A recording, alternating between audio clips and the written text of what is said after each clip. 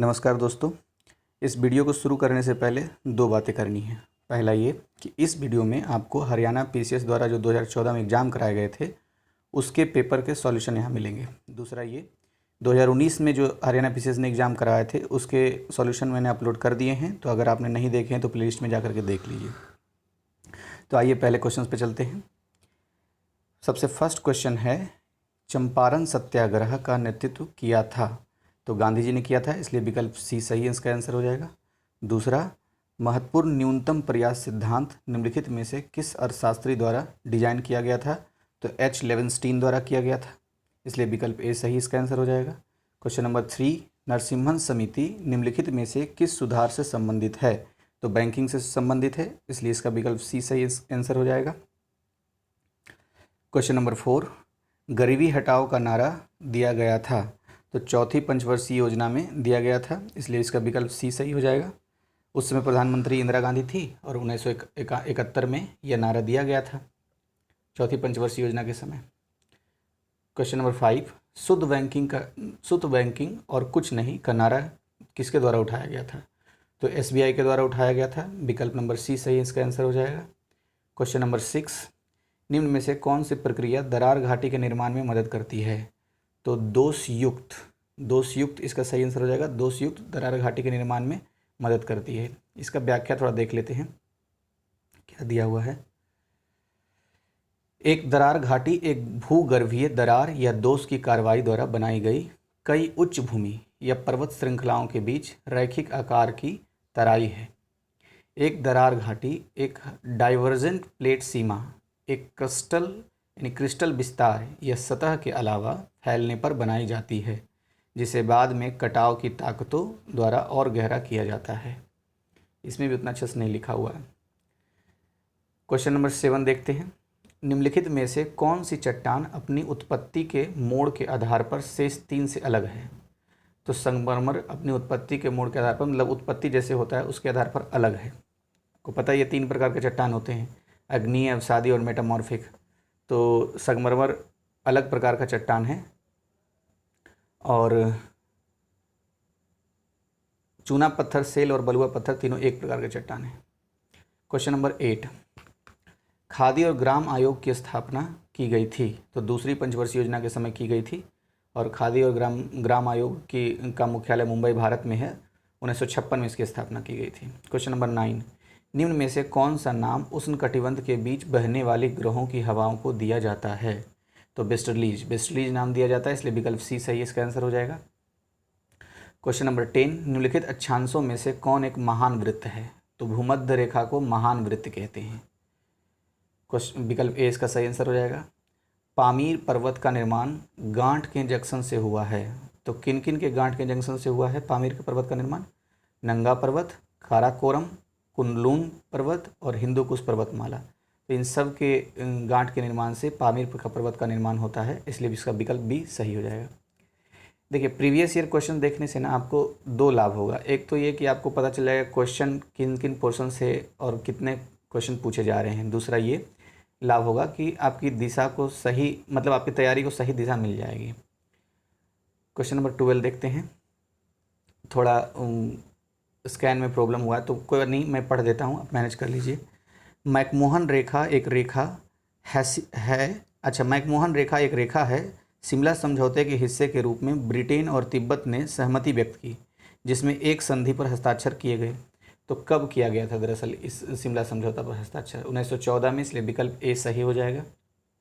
Next question है, निम्नलिखित में से किसने ग्रहों की कक्षाओं के नियमों की खोज की थी? तो ग्रह के कक्षा की खोज किसने की थी? जोहान्स केपलर ने की थी, इसलिए सही विकल्प इसका हो जाएगा सी। क्वेश्चन नंबर 14, असुर की जनजाति कहाँ पाई जाती है? तो असुर जनजाति पाई जाती है पलामू जिला, झारखंड में, बिकॉज इसका बी विकल्प सही हो जाएगा। क्वेश्चन नंबर 15, दुनिया भर में 102 पनडुब्बी घाटी का अध्ययन किसने किया? तो फ्रांसिस शेफर्ड ने किया था, इसलिए इसका सही विकल्प हो जाएगा ए। नेक्स्ट क्वेश्चन 16, चयनात्मक बिखराव किसके कारण होता है? तो चयनात्मक बिखराव होता है गैसों के कारण, धूलकण के कारण और हाइग्रोस्कोपिक नाभिक के कारण होता है, इसलिए तीनों सही है, विकल्प डी इसका सही आंसर हो जाएगा। नेक्स्ट क्वेश्चन की तरफ चलते हैं। अल्बिडो के लिए जिम्मेदार सबसे महत्वपूर्ण घटक कौन सा है? तो अल्बिडो के लिए जिम्मेदार सबसे महत्वपूर्ण घटक होता है बादल मूंदना। एकदम हिंदी करके दिया है इसमें, बादल मूंदना यानी क्लाउड कवर। तो क्लाउड कवर जो होता है वो अल्बिडो के लिए सबसे महत्वपूर्ण तत्व घटक है जो जिम्मेदार होता है। अल्बिडो का मतलब क्या होता है? जो सूर्य की प्रकाश आती है और रिफ्लेक्ट जो होता है वो सूर्य की प्रकाश, उसकी ऊष्मा, तो उसे अल्बिडो कहते हैं। आप कमेंट बॉक्स में बताइए कि सबसे ज़्यादा अल्बिडो किससे होता है। क्वेश्चन नंबर 18, गुटेनबर्ग सौहार्द के बीच पाया जाता है। तो किसके किसके बीच गुटेनबर्ग पाया जाता है? पृथ्वी के सिलिकेट मेंटल और उसके तरल लोहे निकेल के बाहरी कोर हैं। तो ये मतलब बाहरी कोर के बीच पाया जाता है गुटेनबर्ग सौहार्द। नेक्स्ट देखते हैं क्वेश्चन नंबर 19, कोरियोलिस बल सतह धाराओं की रक्षा करता है। तो कोरियोलिस बल सतह धाराओं की रक्षा करता है कहाँ करता है? हवा के बारे में 45 डिग्री के कोण पर उत्तरी गोलार्ध में दाईं ओर और दक्षिणी गोलार्ध में छोड़ दिया गया। अच्छा, दक्षिणी गोलार्ध में बाईं ओर किया जाता है, इसलिए विकल्प ए इसका सही आंसर है। देखिए इसका व्याख्या पढ़ देता हूँ। क्योंकि पृथ्वी अपनी धुरी पर घूमती है इसलिए उत्तरी गोलार्ध में दाईं ओर और दक्षिणी गोलार्ध में बाईं ओर हवा का प्रवाह होता है। इस विक्षेपण को कोरियोलिस प्रभाव कहा जाता है। स्थानीय हवाओं से बाह्य धाराएं प्रभावित होती है। अब नेक्स्ट क्वेश्चन की तरफ चलते हैं। क्वेश्चन नंबर 20, निर्भरता सिद्धांत धारणा है। तो यह संसाधन गरीब और अविकसित राज्यों की परिधि से समृद्ध राज्यों के मूल में प्रवाहित होते हैं, जो पूर्व की कीमत पर उत्तरार्ध को समृद्ध करते हैं। निर्भरता सिद्धांत की धारणा यही है, विकल्प नंबर ए। अब क्वेश्चन नंबर 21, भारत सरकार अधिनियम 1919 पर आधारित था। तो किस पर आधारित था? मॉन्टेग्यू चेम्सफोर्ड सुधार पर आधारित था। विकल्प बी सही इसका आंसर हो जाएगा। अब नेक्स्ट क्वेश्चन देखते हैं 22, निम्नलिखित में से कौन सा दृष्टिकोण मानवाधिकारों की धारणा की आलोचना करता है? तो सांस्कृतिक पहचान जो दृष्टिकोण है वो मानवाधिकारों की धारणा की आलोचना करता है। अच्छा, कौन कौन नहीं करता है? तो सार्वभौमिकता का सिद्धांत, धर्मनिरपेक्षता का सिद्धांत और व्यक्तिवाद का सिद्धांत, ये तीनों जो है मानवाधिकार की धारणा की आलोचना नहीं करता है, यानी समर्थन करता है। नेक्स्ट क्वेश्चन, क्वेश्चन नंबर 23, मार्क्सवादी विचार में आधिपत्य की अवधारणा निकट से किसके साथ जुड़ी हुई है? तो एंटोनियो ग्राम्सी के द्वारा उसके साथ जुड़ी हुई है, इसलिए विकल्प सी इसका सही आंसर हो जाएगा। क्वेश्चन नंबर 24, निम्नलिखित में से किसने निर्णय लेने के दृष्टिकोण में पर्यावरणीय कारक पर जोर दिया है? तो हर्बर्ट साइमन और जे.डब्ल्यू. वर्टन, ये दोनों व्यक्ति ने कहा है कि अगर आप कोई निर्णय लेते हैं तो पर्यावरणीय दृष्टिकोण को जरूर अप्लाई करना चाहिए, इसलिए विकल्प डी सही आंसर हो जाएगा। 25, निम्नलिखित में से किसने तर्क दिया कि न्याय सामाजिक संस्थाओं का पहला गुण है? तो जॉन रॉल्स ने ये बातें कही थी कि न्याय जो है सामाजिक संस्थाओं का पहला गुण होता है। क्वेश्चन नंबर 26, निम्नलिखित में से किसने बयान दिया कि नागरिकों के ऊपर संप्रभुता राज्य की सर्वोच्च शक्ति है और कानून द्वारा अनुत्तरित विषय है? तो ये किसने कहा था? ये कहा था बॉडिन ने ये बातें कही थी। 27, अस्थाई समिति के सदस्यों को लोकसभा और राज्यसभा के अनुपात से लिया जाता है। तो 2 और 1 क्रमशः 2 और 1 के अनुपात में लिया जाता है अस्थाई समिति में, लोकसभा और राज्यसभा में सभा से। अब नेक्स्ट क्वेश्चन देखते हैं, क्वेश्चन नंबर 28, मेल जोड़ी लगाना है इसमें। तो 28 में है सबसे पहला क्वेश्चन, निम्नलिखित में से कौन सी जोड़ी सही ढंग से मिला? अच्छा, जो सही है उसे पहचानना है। तो वैसे इसमें सारा सही ही है, मैं सिर्फ पढ़ देता हूँ। सैमुअल हैटिंगटन, सभ्यता का टकराव, फ्रेड रिंग्स, तुलनात्मक लोक प्रशासन का सिद्धांत, और डेविड ईस्टर्न, पॉलिटिकल सिस्टम का सिद्धांत, डेविड एस्टर, राजनीतिक आधुनिकीकरण का सिद्धांत। तो ये सारे सुमेलित थे, इसलिए 1, 2, 3, 4 ऑप्शन नंबर ए इसका सही आंसर हो जाएगा। 29, किस संविधान संशोधन के तहत नागरिकों के 10 मौलिक कर्तव्यों को संविधान में शामिल किया गया था? तो 42वां संविधान संशोधन जो 1976 में हुआ था, उसमें नागरिकों के 10 मौलिक कर्तव्यों को शामिल किया गया था संविधान के अंतर्गत। क्वेश्चन नंबर 30, ज्योतिबा फूले 19वीं सदी के भारत के प्रमुख थे। तो कौन थे भाई? ये समाज सुधारक थे। तो विकल्प डी इसका सही आंसर हो जाएगा। देखिए प्रीवियस ईयर क्वेश्चंस को आप अगर रिवीजन कर लेते हैं ना तो 2-3 क्वेश्चन तो आपको डायरेक्टली इससे लड़ जाएंगे और 2-3 क्वेश्चन इनडायरेक्टली, और एक समझ भी होती है। इसलिए प्रीवियस क्वेश्चंस किसी भी एग्जाम के लिए, विशेष तौर पर पीसीएस एग्जाम के लिए तो बहुत महत्वपूर्ण होता है।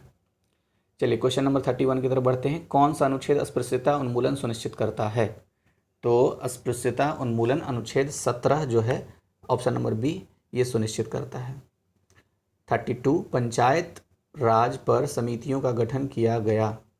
तो पंचायती राज पर कौन कौन समितियों का गठन किया गया था? तो बलवंत राय मेहता समिति 1957, बीटी कृष्णमाचारी समिति 1960, और फिर है तखतमल जैन स्टडी ग्रुप 1966, अशोक मेहता समिति 1977। तो चारों जो विकल्प में दिए गए हैं, चारों जो समिति है वो पंचायती राज से संबंधित है, इसलिए 1, 2, 3, 4 विकल्प नंबर डी इसका सही आंसर हो जाएगा। अब नेक्स्ट क्वेश्चन को देखते हैं। अच्छा, इसमें व्याख्या है। देखिए जो महत्वपूर्ण व्याख्या है वो मैं पढ़ दे रहा हूँ, बाकी तो मेन जो होता है कि भाई प्रीवियस ईयर देख रहे हैं तो क्वेश्चन कहाँ से आ रहे हैं ये पता करना होता है, इसलिए मैं व्याख्या पढ़ने, फिर वीडियो लंबा हो जाएगा और बोरिंग भी हो जाएगा। क्वेश्चन नंबर 33 देख लेते हैं। उच्च न्यायालय के रूप में स्थापित किया गया है। तो भारतीय संविधान के भाग 6 अध्याय 5 और अनुच्छेद 214 के तहत संवैधानिक अदालतें के बारे में बताया गया, इसलिए उच्च न्यायालय वहीं से आता है। यानी उच्च न्यायालय का प्रावधान कहाँ है? तो भाग 6 में, अध्याय पूछे तो 5 में, अनुच्छेद पूछे तो 214 में। विकल्प ए इसका सही आंसर हो जाएगा। अच्छा, अब नेक्स्ट देखते हैं। अच्छा, भारत में कुल कितने उच्च न्यायालय हैं? आप कमेंट बॉक्स में बताइए, तो करंट डेटा दीजिए इसके बारे में। 34 नंबर क्वेश्चन। हर समाधान एक केंद्रीयकृत सार्वजनिक शिकायत निवारण है और हरियाणा की निगरानी प्रणाली का शुभारंभ किया गया। तो कब किया गया था? 18/6/2010। ये हरियाणा स्पेसिफिक है और करंट स्पेसिफिक है मेरे ख्याल से, तो करंट पर क्वेश्चन भी पूछे जाते हैं, तो करंट पर ध्यान देना होगा। हैरिस संबंधित जानकारी प्रदान करता है। तो हैरिस म्यूटेशन एंड जैम्बेंडीज से जुड़ी संपत्तियों और भूमि का पंजीकरण से संबंधित जानकारी देता है। रजिस्टर्ड डीड की प्रति जानकारी करना मतलब देता है, और अधिक पारदर्शिता लाने के लिए खरीदार और विक्रेता के साथ साथ सब रजिस्ट्रार की बायोमेट्रिक और तस्वीर भी जारी करता है। तो 1, 2, 3 तीनों सही है, इसलिए विकल्प ए सही इसका आंसर हो जाएगा। Question number 36। हरियाणा राज्य श्रम नीति अस्तित्व में आई। तो 2006 में आई थी, तो ये हरियाणा स्पेसिफिक क्वेश्चन है। इससे ये पता चल रहा है कि हरियाणा से जुड़े हुए क्वेश्चन भी रहेंगे हरियाणा पीसीएस में। 37 हरियाणा सहकारी विकास अधिनियम के तहत पंजीकृत हरियाणा डेयरी विकास सहकारी संघ लिमिटेड अस्तित्व में आया। तो कब आया था? हरियाणा डेयरी विकास सहकारी संघ लिमिटेड 1 अप्रैल 1977 में अस्तित्व में आया, तो इसलिए सही विकल्प बी हो जाएगा। 38 हरियाणा में डेयरी सहकारी समितियां निम्नलिखित 3 स्तरीय प्रणाली के अनुसार काम करती है। तो कौन कौन 3 वो स्तर है? तो सबसे पहला है दुग्ध उत्पादक सहकारी समितियां ग्रामीण स्तर पर होती है, और दूसरा है जिला स्तर पर दूध संघ होता है, और राज्य स्तर पर स्टेट डेयरी फेडरेशन होता है। इसलिए 1, 3, 4 जो है सही इसका विकल्प है, विकल्प नंबर सी। अब नेक्स्ट क्वेश्चन नंबर 39। हरियाणा सरकार ने 5 मई 2013 को शिक्षा हेतु कार्ड जारी किए। तो एकदम देखिए, एकदम अपडेटेड करंट, 2014 में एग्जाम हुआ और 13 का करंट अफेयर्स में से पूछ दिया, तो ये तो अब आउटडेटेड हो गया, तो इसको छोड़ देता हूँ। अब क्वेश्चन नंबर 40 देखते हैं। हीमोग्लोबिन है, तो हीमोग्लोबिन क्या है भाई? सभी कोशिकाओं के लाल रक्त कोशिकाओं के साथ साथ कुछ के ऊतकों में आयरन युक्त ऑक्सीजन परिवहन हेतु होता है। तो हीमोग्लोबिन के बारे में थोड़ा पढ़ लेते हैं व्याख्या। हीमोग्लोबिन आपके लाल रक्त कोशिकाओं में एक प्रोटीन है जो आपके शरीर के अंगों और ऊतकों को ऑक्सीजन पहुंचाता है, और आपके अंगों और ऊतकों में से कार्बन डाइऑक्साइड को आपके फेफड़ों में वापस पहुंचाता है। यदि एक हीमोग्लोबिन परीक्षण से पता चलता है कि आपका हीमोग्लोबिन का स्तर सामान्य से कम है, तो इसका मतलब है कि आपके पास कम लाल रक्त कोशिका की गिनती है। तो इसका विकल्प डी हो जाएगा, और मैंने व्याख्या पढ़ दिया। अब 2-3 बार ना इसको स्पीड करके भी सुन सकते हैं, जैसे 1.25 का भी कर लिया, कभी 1.5 कर लिया, तो इससे क्या होगा कि चीज़ें अपने आप याद हो जाएगी, और कुछ क्वेश्चन तो पक्का डायरेक्टली और कुछ इनडायरेक्टली क्वेश्चन आपके आएंगे एग्जाम में। 41 में देखते हैं क्या है। परमाणु में CO2 की बढ़ी हुई सांद्रता निम्नलिखित के लिए जिम्मेदार है। तो ग्रीन हाउस इफेक्ट के लिए जिम्मेदार है, इसलिए विकल्प बी सही इसका आंसर हो जाएगा। 42 मॉडल की व्याख्या कर सकते हैं। तो मॉडल की व्याख्या कैसे कर सकते हैं? एक परमाणु या आयन का स्पेक्ट्रम जिसमें केवल एक इलेक्ट्रॉन होता है। विकल्प बी इसका सही आंसर हो गया। साइंस से ये क्वेश्चन था। क्वेश्चन नंबर 43, सिस्टम का तापमान एक में कम हो जाता है, किस में कम हो जाता है? तो सिस्टम का तापमान एडियाबेटिक विस्तार में कम हो जाता है। विकल्प ए सही इसका आंसर हो गया। 44, सूर्य ग्रहण कब लगेगा? तो चंद्रमा जब सूर्य और पृथ्वी के बीच आ जाती है तो सूर्य ग्रहण लग जाता है। अब क्वेश्चन नंबर 45, जब एक इलेक्ट्रोलाइट एक कोलाइडल समाधान में जोड़ा जाता है तो कोष्ठबद्ध हो जाता है। तो क्या हो जाता है? कोष्ठबद्ध हो जाता है। इसलिए विकल्प बी सही इसका आंसर हो जाएगा। 46, जिग जैग तरीके से एक फैलाव चरण के अणुओं की गति को निम्नलिखित के रूप में कहा जाता है। तो उसे क्या, जिग जैग तरीके वाले क्या कहते हैं? उसको ब्राउनियन गति कहते हैं, ब्राउनियन गति। इसलिए विकल्प डी इसका सही आंसर हो जाएगा। व्याख्या पढ़ देते हैं छोटा सा। कोलाइडल कणों के इस जिग जैग आंदोलन को ब्राउनियन आंदोलन के रूप में जाना जाता है। क्वेश्चन नंबर 47, तैयार संदर्भ के लिए एक एनकैलोपेडिया ब्रिटेनिका का कौन सा भाग उपयोगी है? तो प्रोपेडिया उपयोगी होता है। इसलिए विकल्प बी सही हो गया। क्वेश्चन नंबर 48, हंटर कमीशन की सिफारिश निम्नलिखित में से किसने की थी? तो हंटर कमीशन की अच्छा, इसमें क्वेश्चन थोड़ा मिसप्रिंट है। मतलब ये पूछ रहा है, क्वेश्चन पूछने का मतलब ये कि हंटर कमीशन की सिफारिशें क्या थी इनमें से? तो उच्च शिक्षा से राज्य के समर्थन को धीरे धीरे वापस लेना। इसलिए विकल्प सी जो है इसका सही आंसर हो जाएगा। थोड़ा सा पढ़ देता हूँ व्याख्या। 1882 के हंटर कमीशन द्वारा प्रमुख सिफारिशों के परिणाम स्वरूप ब्रिटिश भारत की शिक्षा प्रणाली में बड़े बदलाव आए।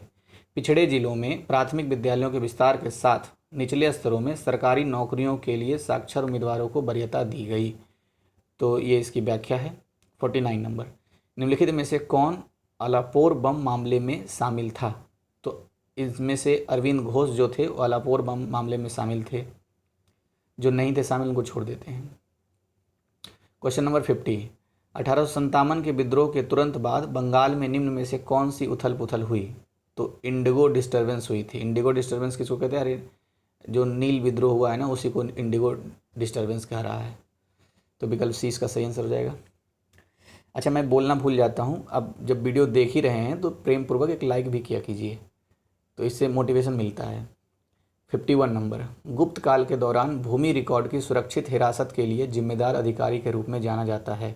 तो कर्णिका को जाना जाता है, कर्णिका को जाना जाता है। फिर से क्वेश्चन पढ़ देता हूँ। गुप्त काल के दौरान भूमि रिकॉर्ड की सुरक्षित हिरासत के लिए, मतलब सुरक्षित रिकॉर्ड जो रखता था, जिम्मेदार अधिकारी कौन होता था? वो कर्णिका होते थे।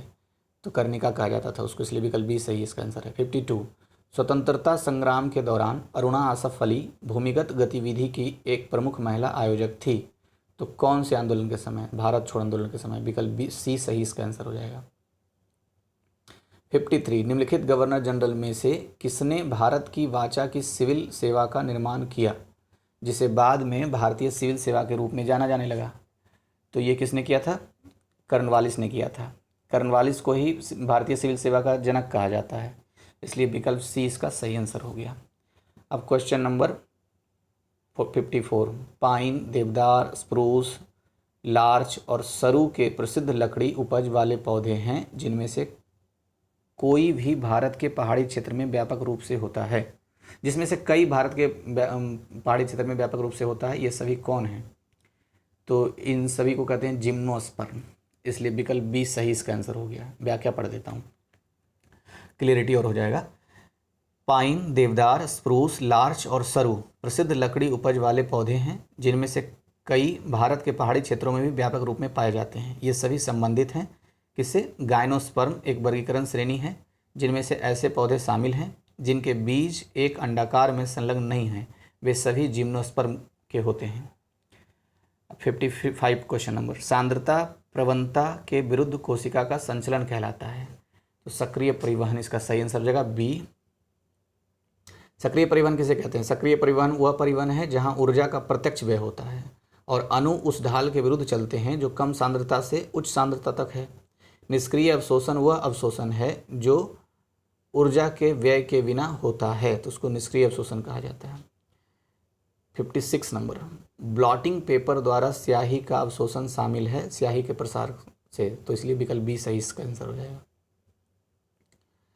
अब नेक्स्ट क्वेश्चन 57, क्या है? विद्युत चुंबकीय तरंग में समय समय पर विद्युतीय और चुंबकीय वेक्टरों की दोलन होती है। तो पारस्परिक रूप से लंबवत विमानों में, लेकिन चरण में कंपन होती है। तो इसलिए विकल्प बी सही इसका आंसर हो जाएगा। 58 सौर स्पेक्ट्रम के लिए एक उदाहरण है। किसके लिए उदाहरण है? रेखा शोषक स्पेक्ट्रम के लिए। तो बी इसका सही विकल्प हो जाएगा। 59 एक फोटो इलेक्ट्रिक प्रभाव में उत्सर्जित इलेक्ट्रॉन की अधिकतम गतिज ऊर्जा निर्भर करती है। तो तीव्रता पर निर्भर करती है। विकल्प सी इसका सही आंसर हो गया। 60 नाबालिग लड़की का बचत बैंक खाता खोलना बैंकिंग शब्दावली में निम्नलिखित में से किसे कहा जाएगा? तो खुदरा बैंकिंग में कहा जाएगा। इसलिए विकल्प ए इसका सही आंसर है। देखिए इकोनॉमिक्स और साइंस से क्वेश्चन पूछे जा रहे हैं अच्छे खासे। 61 निम्नलिखित में से कौन सा परीक्षण यह जानने के लिए आयोजित किया जाता है कि क्या किसी खिलाड़ी ने ड्रग्स को बढ़ाने वाला कोई प्रदर्शन किया है, यानी ड्रग्स लिया है? तो DOPE टेस्ट किया जाता है। इसलिए विकल्प डी सही आंसर हो जाएगा। क्वेश्चन नंबर 62 भारतीय संविधान के किस भाग में भारतीयों को भारत को कल्याणकारी राज्य के रूप में स्थापित करने का प्रावधान है? तो कल्याणकारी राज्य के रूप में, तो राज्य के नीति निर्देशक होना चाहिए। तो क्या लिखा? मौलिक संविधान के भाग 4 में लिखा, भाग 4 में होना चाहिए, भाग 4 में। फिर से क्वेश्चन को पढ़ देता हूँ। भारतीय संविधान के किस भाग में भारत को कल्याणकारी राज्य के रूप में स्थापित करने का प्रावधान है? तो संविधान के भाग 4 में है, राज्य के नीति निर्देशक सिद्धांत में। इसमें गलत आंसर दिया हुआ है, बी नहीं, इसका सी होगा। राज्य के नीति निर्देशक सिद्धांत संविधान के भाग 4 में। 63 भारत में बाढ़ नियंत्रण के लिए राष्ट्रीय बाढ़ नियंत्रण कार्यक्रम वर्ष में शुरू किया गया। तो 1954 में राष्ट्रीय बाढ़ नियंत्रण कार्यक्रम शुरू किया गया था। इसलिए सही विकल्प बी हो जाएगा। 64 एक घूर्णन के लिए पृथ्वी द्वारा लिया गया सटीक समय क्या है? तो जो पृथ्वी एक घूर्णन में समय लेती है वो लेती है 23 घंटे 56 मिनट 4.09 सेकेंड लेती है। वाह, इतना फैक्ट पूछता है बाबा रे बाबा। वैसे ऐसे याद रखिए 23 घंटे 56 मिनट, तो मोटा मोटी इतना याद रखने से, यानी 24 घंटे में 4 मिनट कम, तो इतना याद रखने से भी ये ऑप्शन एलिमिनेट हो सकता था। 65 द्रवीभूत पेट्रोलियम गैस LPG मुख्य रूप से मिश्रण है। तो ये LPG में कौन कौन सा गैस होता है? प्रोपेन और ब्यूटेन। इसलिए विकल्प सी सही हो गया। ये कई एग्जाम में क्वेश्चन पूछे जाते हैं, इसलिए महत्वपूर्ण क्वेश्चन है। अब नेक्स्ट क्वेश्चन देखते हैं। 66 प्रकृति में पाया जाने वाला यूरेनियम का सबसे आम समस्थानिक कौन सा है? तो यूरेनियम 238 को ही यूरेनियम का सबसे आम समस्थानिक कहा जाता है। 67 कौन सा जल डमरूमध्य यूरोप को अफ्रीका से विभाजित करता है? तो जिब्राल्टर जल डमरूमध्य जो है यूरोप को अफ्रीका से विभाजित करता है। इसको मैप में थोड़ा लोकेट कर लीजिए एक बार, तो अच्छे से याद हो जाएगा। 68 नांगल के लिए जाना जाता है। तो नांगल किसके लिए जाना जाता है? उर्वरक के लिए जाना जाता है। नांगल क्या है?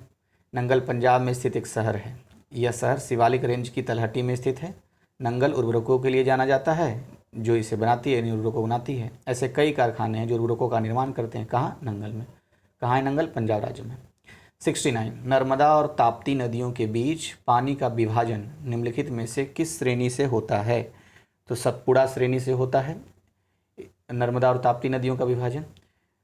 तो इस क्वेश्चन को भी अगर आपको याद रखना है अच्छे से और लंबे समय तक के लिए, तो मैप में, भारत के मैप में जाके लोकेट कर लीजिए, हाइलाइटर से हाईलाइट कर लीजिए, देखिए याद रह जाएगा बहुत लंबे समय तक। 70 भारतीय मानक समय स्थानीय समय है। तो भारतीय मानक समय कौन सा स्थान जुड़ा? इलाहाबाद के पास से। अच्छा, नेक्स्ट क्वेश्चन है क्वेश्चन नंबर,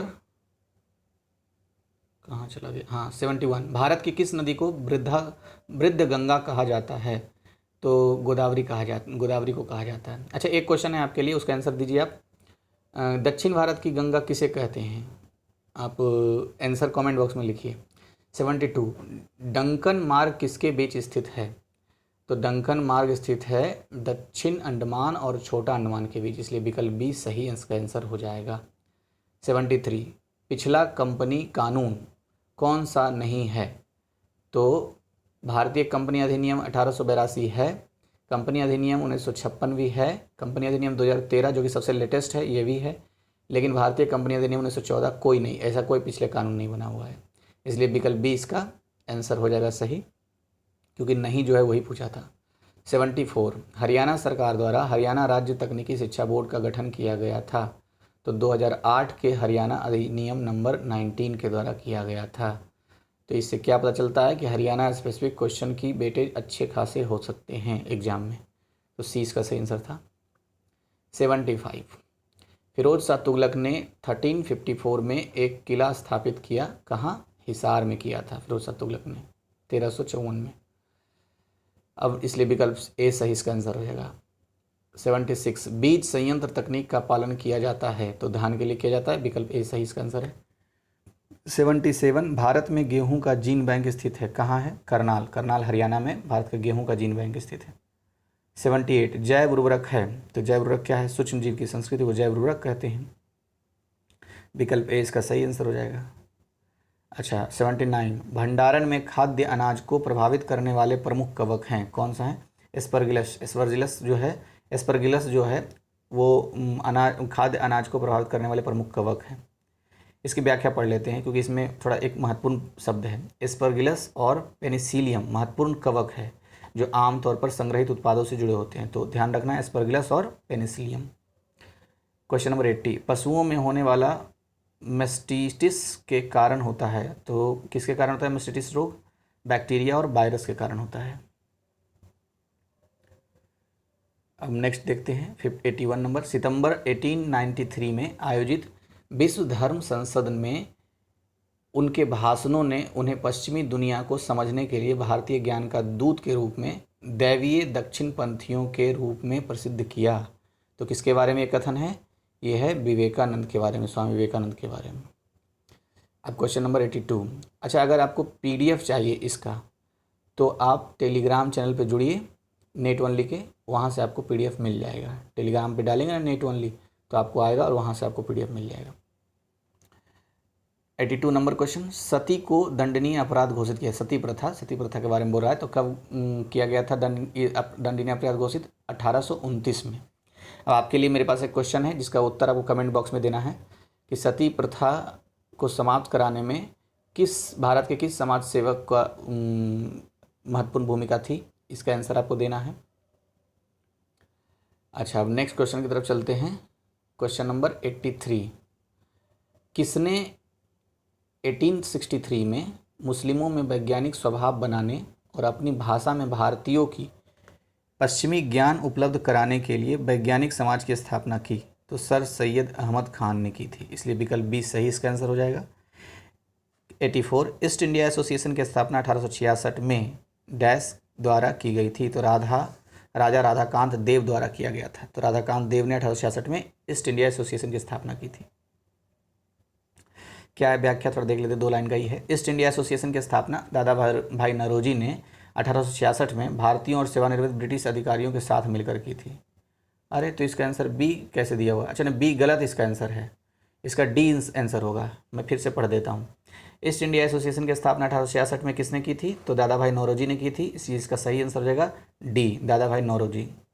तो ध्यान रखना है, मैंने कहा है कि 1866 में दादा भाई नौरोजी ने ईस्ट इंडिया एसोसिएशन की स्थापना की थी। अच्छा नेक्स्ट क्वेश्चन 85 नंबर, 1877 में ICS में प्रवेश की आयु 21 से घटाकर की गई थी, तो 19 कर दी गई थी। तो अब 86 नंबर, स्वराज्य के लिए सबसे पहला आह्वान किसने किया था? तो भारतीयों के लिए भारत, मतलब भारतीयों के लिए भारत का जो नारा है किसने दिया था? दयानंद सरस्वती ने दिया था, इसलिए विकल्प ए इसका सही हो जाएगा answer. National book trust Bharat सरकार द्वारा स्थापित किया गया था, तो कब किया गया था नेशनल बुक ट्रस्ट की स्थापना? तो किया गया था 1957 में किया गया था, विकल्प सी सही इसका आंसर हो जाएगा, 1 अगस्त 1957। 88 नंबर क्वेश्चन, भारत में राष्ट्रीय हरित अधिकरण वर्ष में स्थापित हुई? 2010 में स्थापित हुई थी, इसलिए विकल्प 20 का सही आंसर हो जाएगा। 89, भारतीय विविधता अधिनियम 2002 में भारत के प्रयास से बमबारी की गई थी जो कि एनसीराइन के ओवेज एक्टिविज को महसूस करने के प्रयास में था। इसका सही आंसर है जो विकल्प B, United Nation Convention on Biological Diversities CBD 1992। अब नेक्स्ट क्वेश्चन देखते हैं 90, भारत सरकार ने वाइल्ड लाइफ संरक्षण अधिनियम 1972 को इस उद्देश्य के साथ लागू किया? किस उद्देश्य के साथ लागू किया था? इसका सही विकल्प जो है वो है सी। मैं सिर्फ सही पढ़ता हूँ, गलत छोड़ देता हूँ। प्रभावी ढंग से वन्य जीवों की सुरक्षा और वन्य जीवों और इसके डेरिवेटिव्स में अवैध शिकार, तस्करी और अवैध व्यापार को नियंत्रित करने के लिए की थी। तो अच्छा, एक क्वेश्चन कभी कभी ये भी पूछ देता है कि भारत वन्य जीव संरक्षण अधिनियम कब पारित किया गया, मिलान करने में दे देगा, तो 1972 में हुआ था। अच्छा, आपके लिए एक क्वेश्चन है, प्रोजेक्ट टाइगर भारत में कब लागू किया गया था? आपको मैं हिंट दे देता हूँ, 1972 के आसपास ही है। अब चलिए इसका उत्तर आप कमेंट बॉक्स में दे सकते हैं। 91 देखते हैं, निम्नलिखित में से कौन सी एक एक्सोथर्मिक प्रतिक्रिया की विशेषता है? तो एक्सोथर्मिक प्रक्रिया की विशेषता क्या है? तो गर्मी की रिहाई, मतलब गर्मी कम होना, ये इसकी विशेषता है, इसलिए ए इसका सही आंसर हो जाएगा। 92 सोडियम क्लोराइड यानी कि नमक को क्या कहते हैं? जो हम घर में नमक यूज करते हैं उसको सोडियम क्लोराइड कहा जाता है रासायनिक रूप से। तो उसका रासायनिक सूत्र क्या है ये पूछ रहा है। इसका रासायनिक सूत्र है NaCl। तो अच्छे से याद रखना है, तो ध्यान रखिए, जो नमक का डिब्बा है ना किचन में, उसको NaCl भी कहते हैं, तो उस पर लिख दीजिए NaCl, तो अच्छे से याद रह जाएगा। अब 93 मनरेगा योजना के तहत सामाजिक अंकेक्षण समिति का चयन कौन करता है? तो ग्राम सभा करती है अंकेक्षण समिति का चयन, इसलिए विकल्प 20 सही इसका आंसर हो जाएगा। अब question number 94, sir Humphry Davy ने निम्नलिखित में से किसका आविष्कार किया था? तो सेफ्टी लैम्प का आविष्कार किया था, इसलिए विकल्प सी सही इसका आंसर हो जाएगा। 95 भारत के किस पड़ोसी देश को डुक यूल के रूप में भी सम्मानित किया गया है? तो भूटान इसका सही आंसर है। भारत के किस पड़ोसी देश को डुक यूल के रूप में सम्मानित किया गया है? तो भूटान को सम्मानित किया गया है, इसलिए विकल्प सी सही आंसर होगा। 96 भारत में निम्नलिखित में से कौन सा ऋण नियंत्रण का साधन नहीं है? तो जो साधन है ऋण नियंत्रण का उसको पढ़ लेते हैं। क्रेडिट का राशनिंग, ओपन मार्केट ऑपरेशंस और प्रत्यक्ष कार्रवाई, ये तीनों हैं ऋण नियंत्रण के साधन, जबकि परिवर्तनीय लागत आरक्षित अनुपात ये नहीं है, इसलिए विकल्प डी इसका आंसर हो जाएगा। अब नेक्स्ट क्वेश्चन देखते हैं, क्वेश्चन नंबर 98। क्वेश्चन छूटा तो नहीं इधर? नहीं, ठीक है। 98 एक क्वेश्चन और 97 देख लेते हैं। निम्नलिखित में से कौन सूक्ष्म आर्थिक चर का एक उदाहरण है? तो उपभोक्ता का संतुलन सूक्ष्म आर्थिक चर का उदाहरण है, इसलिए विकल्प डी इसका सही आंसर हो जाएगा। अब 98 देखते हैं, मौलिक कर्तव्यों का उल्लेख भारतीय संविधान के निम्नलिखित में से किस भाग में किया गया है? तो मौलिक कर्तव्य का उल्लेख भाग 5 में किया गया है, भाग 5 51 ए के तहत। इसकी व्याख्या पढ़ देता हूँ, बहुत बार रिपीट होता है ये क्वेश्चन। 42वें संवैधानिक संशोधन द्वारा हमारे संविधान के भाग 4A में, किसमें भाग पूछे तो 4A में मौलिक कर्तव्यों को शामिल किया गया था। अधिनियम ये संशोधन कब हुआ? 1976 में। वर्तमान में हमारे अनुच्छेद 51A यानी संविधान का अनुच्छेद 51A जो है 51A के तहत संविधान में 11 मौलिक कर्तव्यों की चर्चा की गई है। तो ये इसकी व्याख्या थी। अब क्वेश्चन नंबर 99, भारत में राज्यपाल बनने के लिए न्यूनतम आयु कितनी है? तो 35 साल है, इसलिए विकल्प सी सही इसका आंसर हो जाएगा। अब लास्ट क्वेश्चन है 100 नंबर। क्वेश्चन समाप्त करने से पहले मैं आपको याद दिलाना चाहता हूं कि आप प्रेमपूर्वक एक लाइक कीजिए और ज़्यादा से ज़्यादा वीडियो को शेयर कीजिए। लास्ट क्वेश्चन, सिख गुरु हर कृष्ण के उत्तराधिकारी निम्नलिखित में से कौन थे? अच्छा, सिख गुरु हरकृष्ण, इनका पूरा नाम क्या था? सिख गुरु हरकृष्ण जो थे किसके उत्तराधिकारी थे? गुरु तेग बहादुर के। तो गुरु तेग बहादुर के बाद हरकृष्ण आए थे। चलिए व्याख्या पढ़ देते हैं, थोड़ी और क्लियरिटी आ जाएगी। उन्हें मरने से पहले बाबा बकाले कहने की सिख परंपरा में याद किया जाता है। अच्छा, हरकृष्ण को बाबा बकाले भी कहा जाता था, जिसे सिखों ने अपने उत्तराधिकारी के रूप में अपने दादा गुरु तेग बहादुर की पहचान करने के लिए व्याख्या की थी। अच्छा, गुरु हरकृष्ण साहिब का गुरु के रूप में सबसे कम शासन था, केवल 2 साल 5 महीने और 24 दिन। तो अगर कम शासन सबसे कम शासन किसका था तो पूछे तो इसका आंसर भी हरकृष्ण ही होंगे। चलिए धन्यवाद, मिलते हैं। एक और अब बच गया, 2011 में जो एग्ज़ाम हुए थे तो एक वीडियो और अपलोड करूंगा, उसके बाद हो जाएगा। 2011 से 19 में 3 एग्ज़ाम हुए हैं, तीनों वीडियो अपलोड हो जाएगा। आपको धन्यवाद वीडियो देखने के लिए।